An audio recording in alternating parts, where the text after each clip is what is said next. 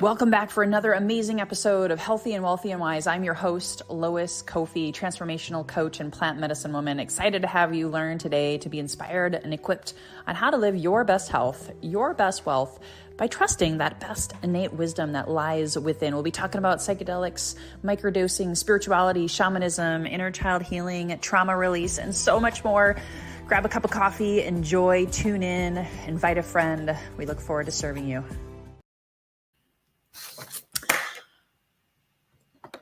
All right. Happy almost summer solstice to you, everyone. This is Lois Kofi. I'm your host. I am a plant medicine woman and podcaster, someone who's really come out of the spiritual closet this past year. If you've been following me, you've probably seen me talk about all sorts of different topics. And I have been just coming back from ceremony, kind of quiet this week, but also still very excited about this upcoming weekend and the topic today.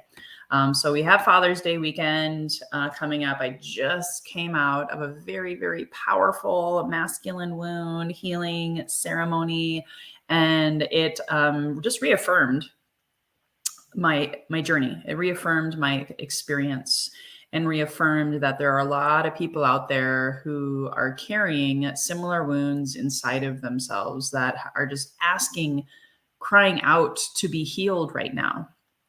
I believe, and I've talked about this with many different guests on my show, that we are heading into an age of Aquarius, an ascension time on our planet, a shift into a rebalancing of our energies. For you see, I believe the past 4,000 years, give or take, we've been imbalanced. We've been more masculine dominant. If you've attended any of my webinars, any of my trainings, I've talked about this so much. But just to kind of remind you and bring this into context is we have a left hemisphere of our brain, that's the masculine energy. We have a right hemisphere of our brain, that's the feminine energy. And we all have this, whether you're male, female, non-binary, it doesn't matter. We all have two hemispheres of the brain, and they are energies, not necessarily male, female, they're energies. So the masculine energy, when it's in a good space, and used properly in a healthy way, it's logic, it's reason. It helps us with paying the bills. It helps us with our numbers in our business. If you're a business owner, even if you're not a business owner, it helps you get through your day, understanding how to spend your time wisely and how to get things done. It's the execution side of the brain. And then the feminine side is the creative, the intuitive, the artsy, the receiving, the fun, the play, the love, the compassion, the softer side of us. However, what happens when you have childhood trauma? What happens when you've been maybe shut down on that feminine side, and then you're operating from what I call, and I'm focusing on today, the wounded masculine side. So I've talked about this. I'm not going to repeat all of this because this was in the last episode about what are the symptoms of the wounded masculine. That's the controlling, the domineering, the manipulation, the overworking, overdoing, over consuming, which personally I believe sounds like our world in a lot of aspects. More, do, push. However, that can also show up in one really big symptom called codependency. I believe codependency is really often caused by that wounded masculine. It can also be some of the feminine wounds. I'm not going to go into that today. I'm going to talk more about that next month on the podcast. But when you're operating from a codependency, there's that fear of abandonment, fear of not being enough, fear of rejection. I see that often in business. A lot of salespeople have that fear of rejection, so they don't make the sales calls, right? So that's part of the masculine wounds. I've been working with that in sales for 23 years. I've coached thousands of people in that. But then what else does that cause in your life? What might you see as other symptoms? A lot of times people think of codependency more as addictive substances, like you're addicted to alcohol, you're addicted to emotional eating, you're addicted to drugs, or you're addicted to whatever. Again, these are all symptoms of the masculine wound. You're looking outside yourself for soothing. However, I'm not going to even talk about addictive substances today, because a lot of us had these wounds as children. You could have maybe turned to sugar, looking outside yourself for approval, for feeling better, for soothing. However, it just goes even deeper than that. If you had a intense father relationship, or maybe grandfather, or other teachers, male role models in your life, mentors, who, whether you were a boy or girl, shut you down and asked or required of you to follow the rules. And in our childlike perception, and this wasn't necessarily good or bad, but our childlike perception, we felt bad. We had an emotion. We had a trauma response. And as a result of that, what codependency breeds within us is, again, that fear of rejection, fear of being shut down. So for me, I became the good girl. I followed a lot of rules. I became essentially a codependent people pleaser, looking outside myself for approval, always having to do things perfect. And then that was just as a teenager, getting good grades, all of that kind of stuff. Then when I got into adult life, into career in sales, I started being told I had to be a certain way in the office. I had to dress a certain way. There's all these rules that part of me wanted to rebel. And I did. Honestly, I rebelled quite a bit. But over time, being told what to do, being told to follow the rules in business and in sales, I started wearing a mask. I started becoming someone I wasn't. I started trying to compare myself to other people. And that, I didn't know it until this past year, rooted and was deep inside of me as that masculine wound, wanting to people please, wanting to be perfect, wanting to be, and eventually wanting to be right, not wanting to be wrong, because I saw that as a sign of weakness. I saw that as a bad thing. I started judging myself. And then it was after years and years, decades of this people-pleasing behavior, being all things to all people, over giving because of fear of rejection, fear of abandonment. Again, all started in my childhood, right? Connecting with that father energy, that controlling energy, the religion wound, the church energy, thou shalt not. Again, all of this was the foundation for then later in life, I turned to alcohol.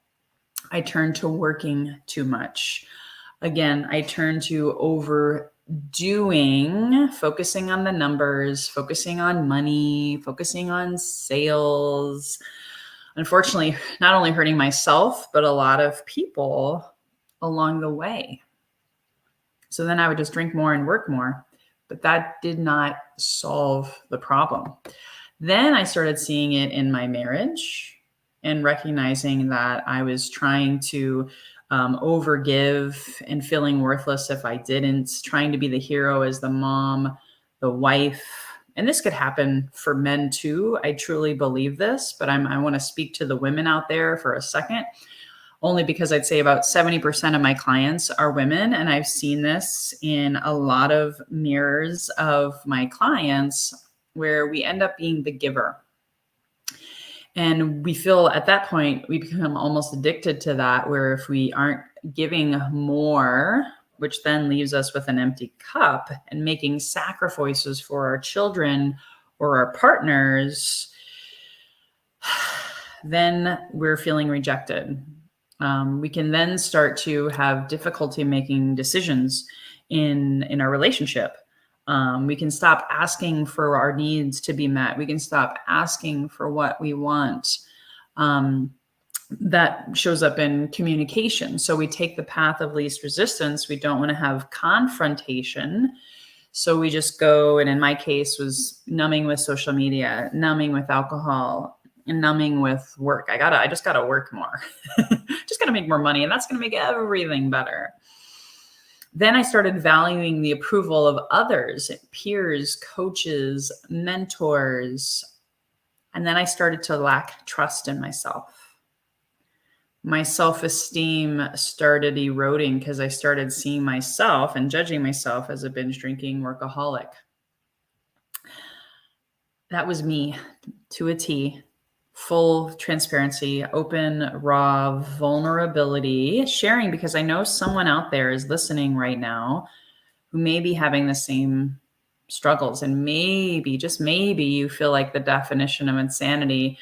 Maybe you've done all these other healing modalities. You've done all the acupuncture. Trust me, I did all of the things, but those were also addictions. Those were also just Band-Aids, honestly, because I wasn't pulling out the roots of what was the cause of what was driving me, which was this deep-seated masculine wound. It was actually ancestral as well. Again, I said 4,000 years. We've been struggling with this as a society. I'm bringing this to people's consciousness because I don't feel like people understand. I'm just going to go read another book. I'm just going to go study another thing, buy another course, to figure myself out, work, another therapy session. And those are all, I'm not saying those are bad things. It's just, I know for me, I wanted to get to the root of it. So once I could see it, shake it out, get rid of the dirt, I could start to heal it, plant new seeds, plant a new lineage for my descendants, right? Healing my ancestors heals myself, heals my children, heals the collective. I think we're a very codependent society, overgiving, overdoing, and then we're depleted.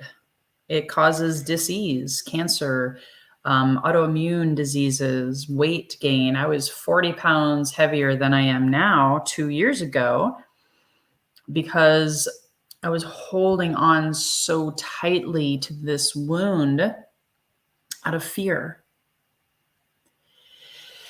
So if this resonates with you, if this calls to you, if this spoke to you, especially before we head into Father's Day, which can be a trigger for a lot of us with that wound, that masculine wound. I'm not saying it started just with my father, just so we're clear. And oh, by the way, once I started healing this wound, I fell in love with myself.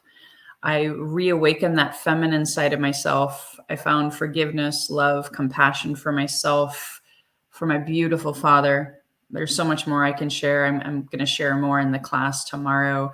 I've had so much healing, cried oceans of tears and recognizing my own personal responsibility in this wound. But I didn't know what I didn't know until I woke up and started to recognize how to begin the process to heal this wound, to rebalance the feminine energy and the masculine, because I was way out of balance for so long.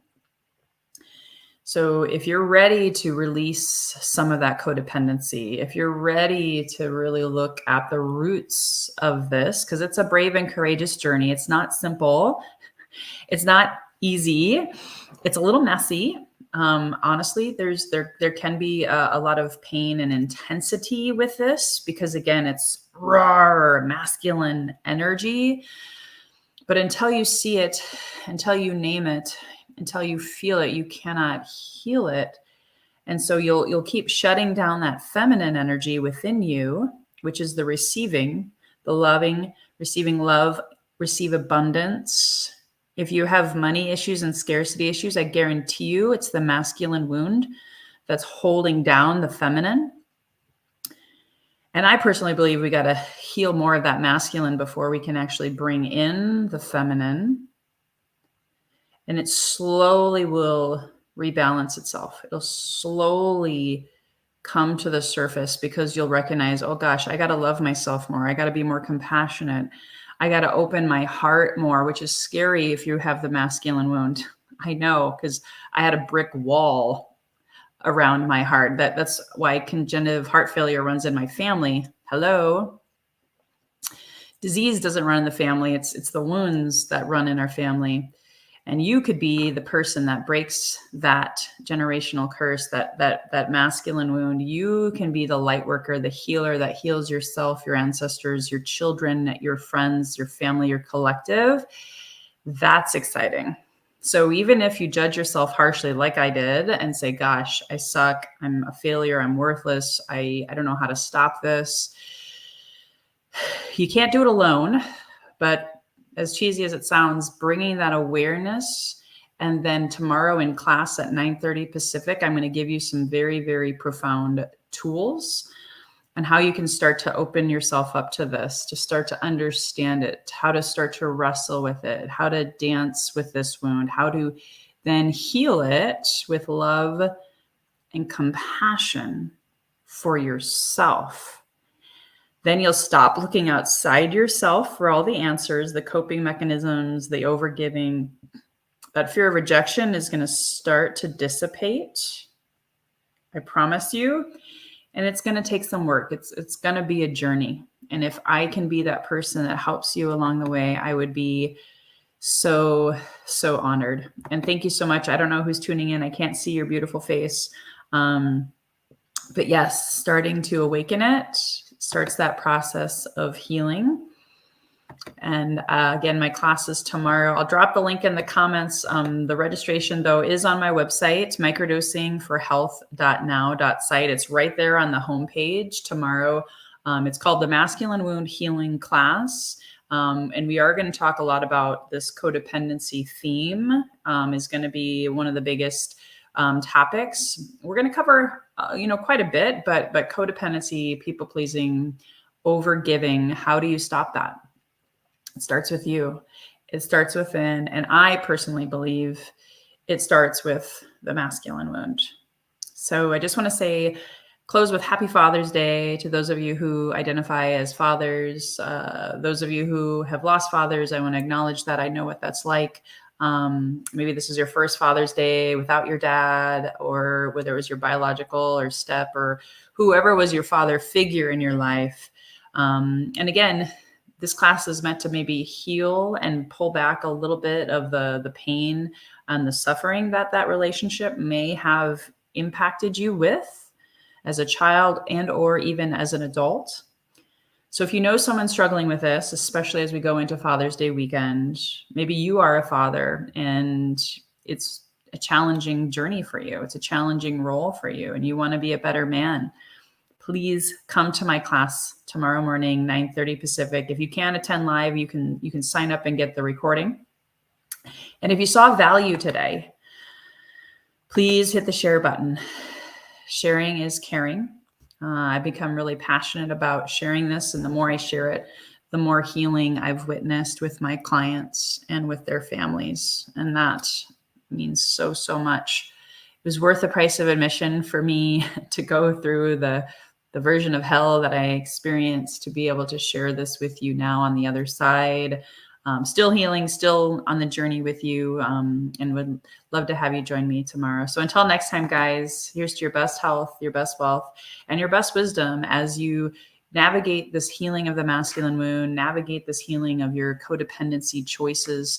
Much love and grace to you. Have a beautiful day. Bye-bye for now.